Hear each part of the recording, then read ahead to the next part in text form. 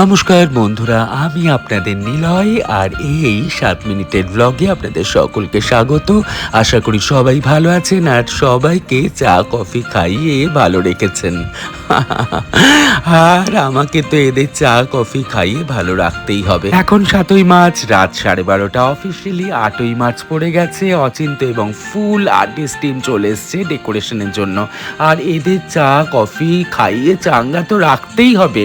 সবাই আপনারা জানেন যারা ভালোবাসেন, 8ই মার্চ সন্ধ্যে 6টা থেকে থাংটার প্রেজেন্টেশন আছে, আর তাছাড়া আছে আমাদের organisation art and artist for you এর অফিসিয়াল ওপেনিং।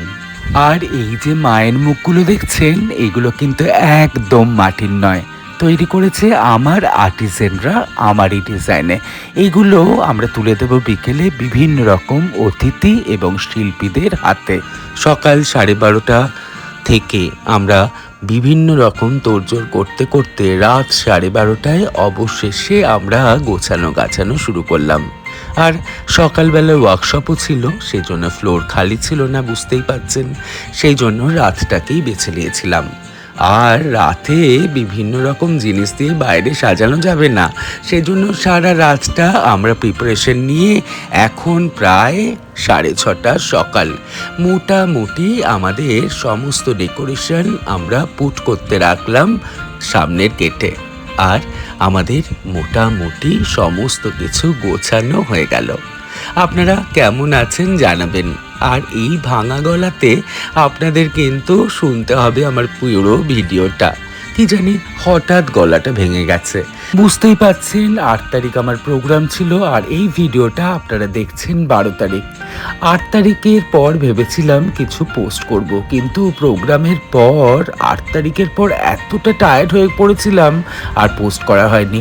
9 তারিখটা পুরো রেস্ট নিয়েছি। আসলে 8 তারিখ অনুষ্ঠানের পর পুরো ফ্লোর পরিষ্কার করতে হয়েছে, কারণ 9 তারিখ শোরবিলাদির সকাল থেকে রিহার্সাল ছিল। আমি যেমন করে ফ্লোর পরিষ্কার দিয়েছি তেমন করেই তো ফেরত দিতে হবে বলুন।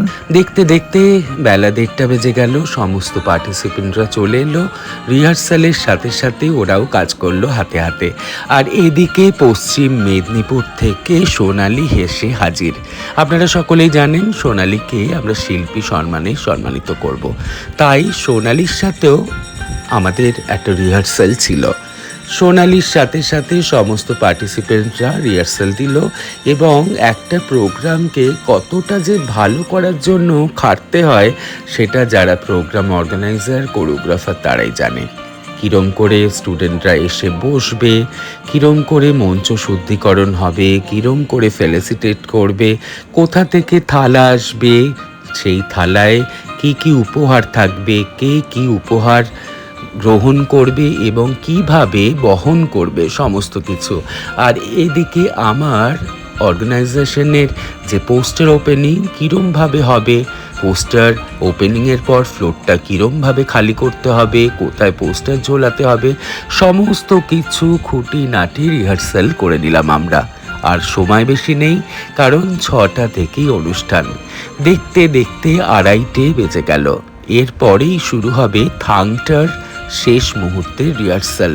তার আগে আমি একটু সময় পেয়েছি পুরো ব্যাপারটা অর্গানাইজ করার জন্য। সেই জন্য কোনো দিক থেকে যাতে খামতি না থাকে বন্ধুরা, আমি সমস্ত কিছু ওদের শিখিয়ে পড়িয়ে নিলাম। আমি ঠিক করেছিলাম থানটাতে যারা পার্টিসিপেন্টস তাদের দিয়ে পুরো কাজটা করাবো। আমরা একটা পরিবারের মতো, সেই জন্য। আর এই 3 দিনে আরও আমরা পরিবারের সদস্য হয়ে কতটা যে একে অপরকে ভালোবেসে ক্লোজ হয়ে গেছি সেটা বলে আর বোঝাতে পারবো না।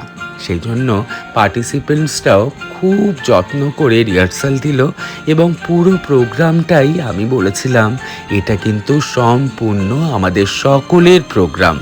আর তাই ওরাও উৎসাহিত হয়ে বিভিন্ন রকম কাজে আমাকে সাহায্য করলো। এইদিকে সোনালির সাথে একটা ছোট্ট ফ্যাশন প্রেজেন্টেশন ছিল।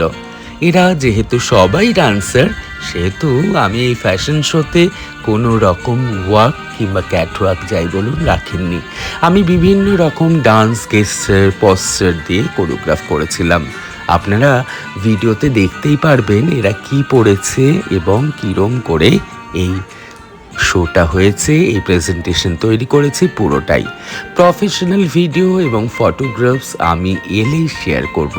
জানেন তো, সকল ফটোগ্রাফার যারা প্রফেশনালি কাজ করে তাদের কাজ করার পর সমস্ত কিছু হাতে দিতে, মানে ফটোগ্রাফস, ভিডিও, এগুলো হাতে দিতে একটু সময় লাগে। আমি কথা দিচ্ছি, যখনই প্রফেশনাল ভিডিও ফটোগ্রাফস আসবে, আসা মাত্রই আমি আপনাদের সাথে শেয়ার করব। 8ই মার্চ বিকেল 4:30। আগেই বলেছি 6টা থেকে প্রেজেন্টেশন। তার আগে মোটামুটি রিহার্সাল দিয়ে আমরা প্রস্তুত। এরপরে ইমোচাও এসে কিছুটা থাংটা রিহার্সাল করে নিল। সবাই আমরা চাই এই প্রেজেন্টেশন যাতে খুব ভালোভাবে হয়। একজন মা সন্তানের চুল বেঁধে দিচ্ছে, বুঝতেই পাচ্ছেন এবারে মেকআপ চুল নিয়ে রেডি হয়ে নিতে হবে। প্রীতিদের পরামর্শ অনুযায়ী আমরা থাংটা ওয়ার্কশপের কস্টিউম কী হবে, মেকআপ কী হবে, সমস্ত কিছু আগে থেকেই ঠিক করে নিয়েছিলাম। আর নিজের হাতে সমস্ত তিলক কেটে ড্রেসগুলোকে সম্পূর্ণ ঠিক মতো সবাই একই প্যাটার্নে পড়েছে কিনা সেটাও দেখে নিয়েছিলাম। জানেন তো, ক্লোজ ডোর বৈঠকি স্টাইলে এই প্রেজেন্টেশন, একদম কাছাকাছি অডিয়েন্স থাকবে। সেই জন্য তিলক যদি সবার সমান না হয়, কাজল যদি সবার সমান না হয়, ইনফ্যাক্ট লিপস্টিকের রং যদি সমান না হয়, খুব খারাপ লাগে। প্রশ্নিং স্টেজে অনেক দূরে অডিয়েন্স থাকলে এগুলো খুব একটা নজরে পড়ে না। সেই জন্য সবাইকে নিজের হাতে রেডি করে আমি এবার রেডি হলাম। বানিয়েছিলাম কালো ইন্দো ওয়েস্টার্ন একটা পোশাক। আজকের এই বিশেষ দিনে আমার পোশাক পরিকল্পনা আমার জন্য ঠিক হয়েছে তো?